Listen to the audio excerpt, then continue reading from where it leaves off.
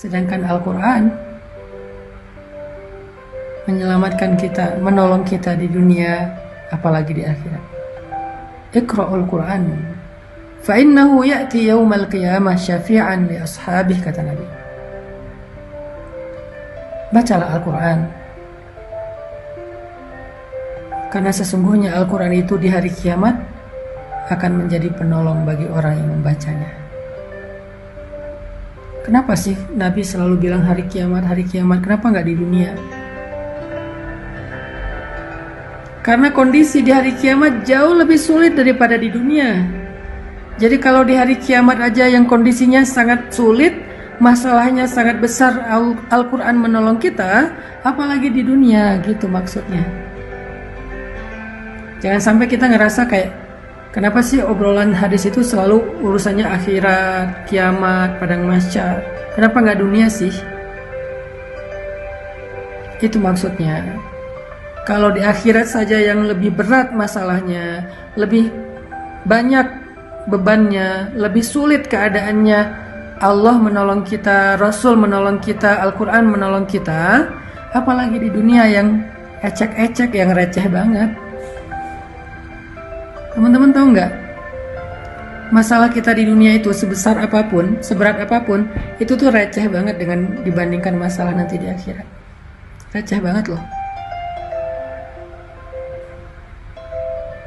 Kita merasa hidup kita sempit mana dengan alam kubur. Kita ngerasa hidup kita membosankan, lebih membosankan mana dengan sendiri di dalam alam barzakh. Kita ngerasa ditinggalkan di dunia oleh orang yang kita cintai. Kita pasti akan ditinggalkan di padang mahsyar oleh orang yang kita cintai.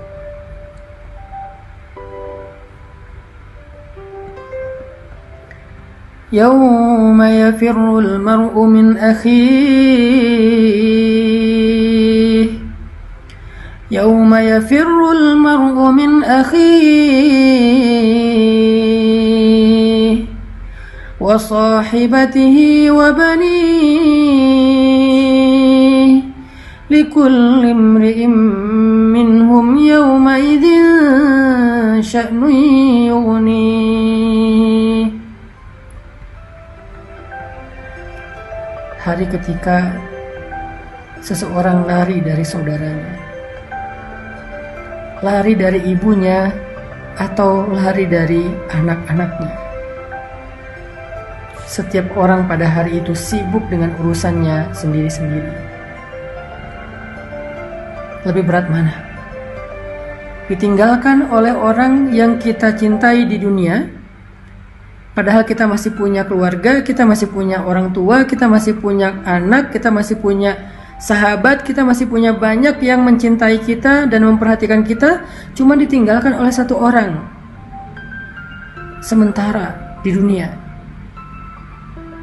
Lebih berat mana dengan ditinggalkan oleh semua orang di akhirat ketika kita dalam keadaan sangat membutuhkan teman untuk menolong kita. Semua ninggalin kita. Ibu ninggalin kita, ayah ninggalin kita, pasangan ninggalin kita, walaupun kita dikuburkan di sebelahan dengan dia, atau bahkan satu liang lahat dengan dia, ninggalin kita loh, tanpa ada kata-kata. Kalau di dunia mungkin ninggalin dengan banyak alasan. Maaf, kita kayaknya nggak cocok, kita jadi temenan aja, kita jadi adik kakak aja, aku kayaknya belum siap menikah, aku masih mau kuliah. Banyak alasan, baik-baik dia ninggalin kita.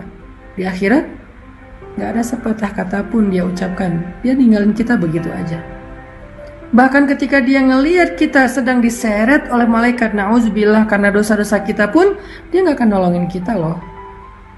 Keluarga kita gak akan nolongin kita loh.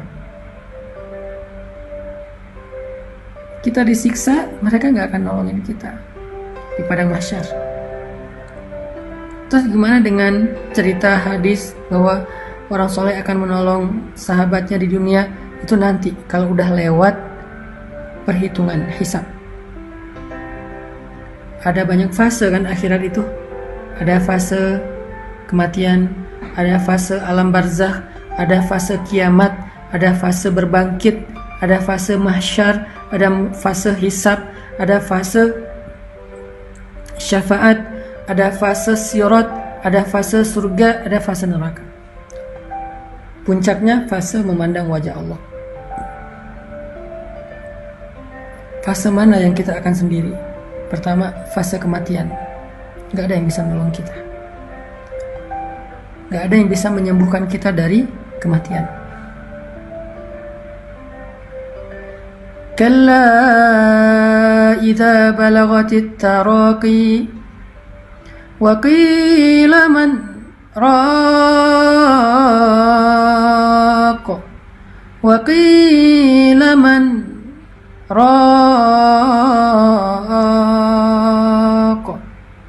wa dhanna annahu al-firaq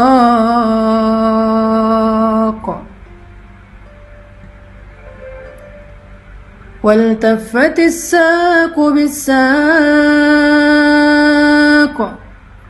إلى ربك يومئذ المساق.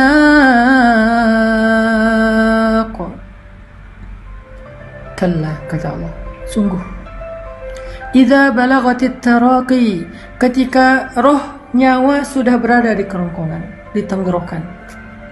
Dicabut nyawa pelan-pelan dari ujung kaki, tiba-tiba jempol jadi dingin, sampai ke batas pergelangan kaki, tiba-tiba kaki kita jadi dingin, lalu sampai kepada lutut, kaki kita menjadi dingin, sampai kepada pinggang, sampai di perut, sampai di dada, sesek sampai di sini kayak orang dicekek.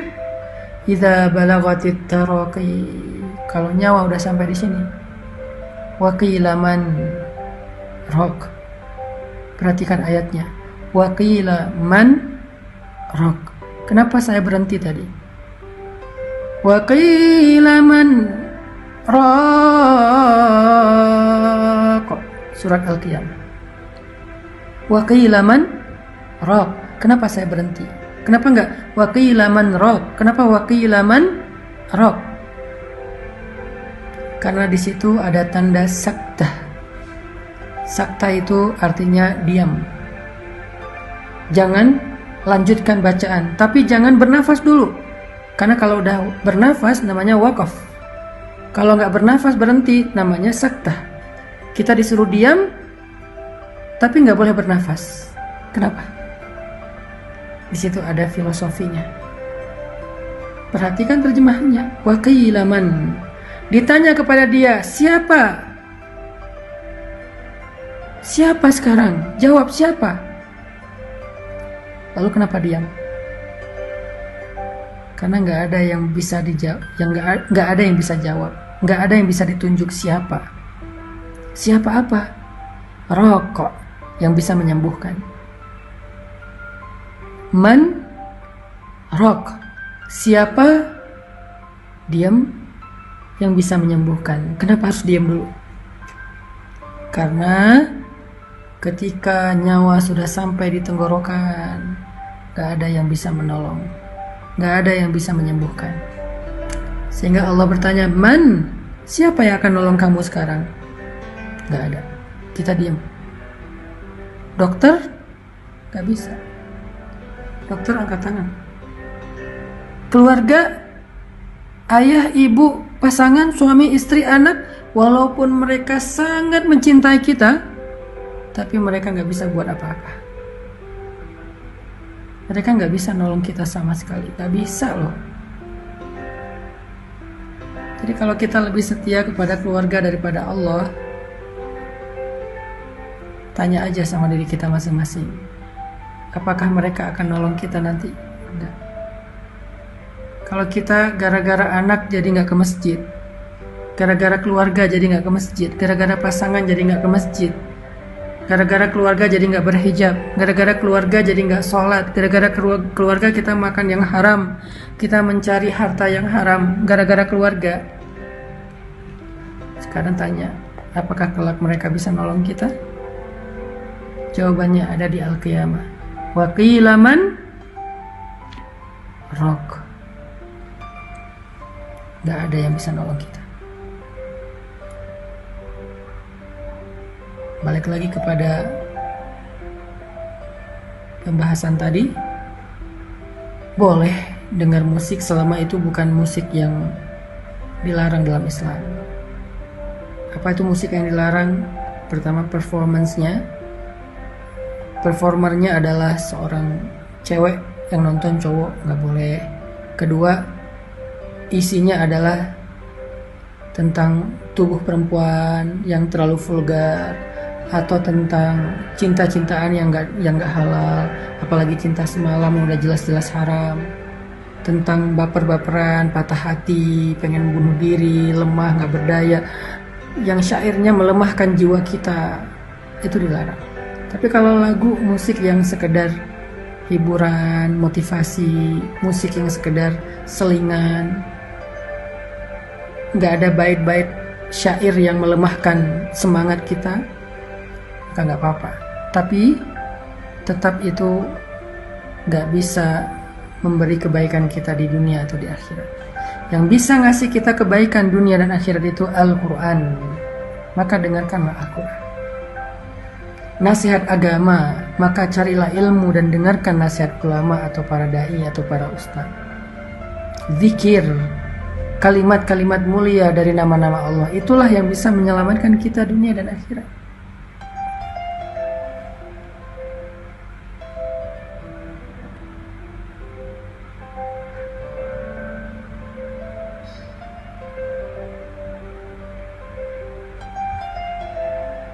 Jadi fase kematian, fase alam kubur, itu kita nggak ada yang nolong. Keluarga yang paling mencintai kita, yang tidur di atas makam kita karena nggak rela dengan kepergian kita, menangis habis-habisan seharian itu karena kehilangan kita, tetap dia akan melangkah pergi meninggalkan kita sendiri di kubur. Dia nggak akan nemenin kita di dalam alam kubur, nggak akan. Alam barzakh berapa lama? Sampai kiamat. Kalau kiamat masih 100 tahun lagi, berarti 100 tahun di dalam alam barzakh. Kalau 1000 tahun, berarti 1000 tahun di alam barzakh. Lalu ke kiamat sangkakala pertama, ada jeda sampai ke sangkakala kedua. Berapa lama jedanya? Paling cepat 50.000 tahun. Paling cepat 50.000 tahun antara sangkakala pertama dengan sangkakala kedua. Terompet pertama dengan terompet kedua. Ada 2 kali tiup terompet kan, malaikat Israfil. Jeda antara terompet pertama dengan terompet kedua paling cepat 50.000 tahun. Berarti kita di alam barzakh yang udah pasti 50.000 tahun plus dari kita meninggal sampai kiamat. Lama banget kan? Selama itu kalau kehidupan kita di kubur itu gak nyaman, gimana tuh? Bisa ditolong sama keluarga? Gak bisa. Lalu ditiup trompet yang kedua, berbangkit. Semuanya hidup lagi. Hidupnya fisik dan batin, kayak sekarang. Kayak di dunia. Hidupnya tuh nyata banget. Bukan mimpi, bukan halusinasi. Benar-benar nyata. Zahiran wa jasadan. Zahiran wa batinan. Ruhan wa jasadan. Roh dan jasad kita sama kayak sekarang. Hidup lagi. Tapi beda dunianya. Kita sudah hidup sekarang di dunia, di alam yang bernama Ardul Mahsyar. Ardun bahasa Arab yang jadi bahasa Inggris. Ard jadi earth. Ard jadi earth. Ardul dunya wa Ardul Mahsyar. Ada 2 earth dalam Islam. Earth dunia, yaitu bumi. Earth mahsyar, kita nyebutnya padang mahsyar, tapi Islam menyebutnya bumi mahsyar. Ada bumi dunia, ada bumi mahsyar, ada 2 bumi. Bumi dunia namanya Ardud dunya, bumi mahsyar namanya Ardul mahsyar. Kita hidup lagi di padang mahsyar, bumi mahsyar. Gak ada pohon, gak ada lembah, gak ada bukit, datar semuanya. Gak ada rumah, gak ada kendaraan. Yang lebih berat lagi, gak punya siapa-siapa. Noleh kanan kiri ngelihat pasangan kita, ngelihat orang tua kita, mereka gak ngelihat kita. semuanya sibuk sendiri-sendiri, gak pakai baju apa-apa. Arian kata Nabi, telanjang. Kata Sayyidah Aisyah ini kan perempuan yang sangat pemalu ya. Aduhai betapa memalukan hari itu. Saya gimana nanti ya Rasulullah, pada hari itu malu banget. Kata Nabi, ya Aisyah, gimana kamu merasa malu? Sedangkan semua orang sibuk sendiri-sendiri, termasuk kamu. Dan kamu akan lebih fokus kepada ketakutan kepada Allah karena akan disidang dibandingkan dengan rasa malu. Hilang udah rasa malunya karena saking takutnya. Gak ada rasa malu. Semalu apapun dia, sifat pemalunya besar banget, tetap aja rasa takutnya lebih besar sehingga menghilangkan rasa malu. Saking takutnya kata Allah di dalam surat Al-Muzammil,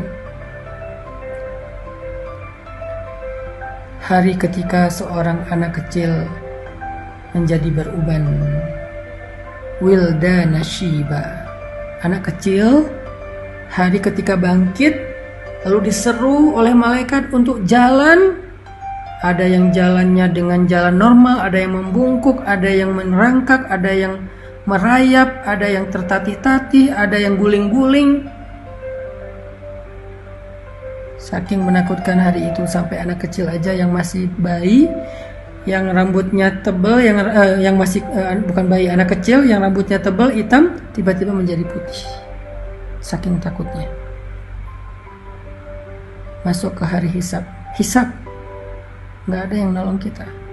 Baru nanti beres hisab, Nabi akan menolong kita. Beres hisab atau ketika hisab, orang soleh akan menolong kita. Jadi sebelum terjadi hisab, perjalanan mahsyar yang jauh, bisa ribuan tahun juga itu, di dalam alam barzakh yang puluhan ribu tahun, ratusan ribu tahun, kita sendiri. Siapa yang nolong kita? Iqra'ul Quran fa innahu ya'ti yaumal qiyamah syafi'an li ashabihi. Bacalah Al-Quran, karena Al-Quran akan datang pada hari kiamat untuk menjadi penolong bagi bagi pembacanya. Disitulah kita butuh Al-Quran. Musik kita udah gak butuh, lagu-lagu kita udah gak butuh, orang yang kita cintai saat itu kita gak butuh. Semuanya akan kita tinggalkan kecuali amal soleh kita.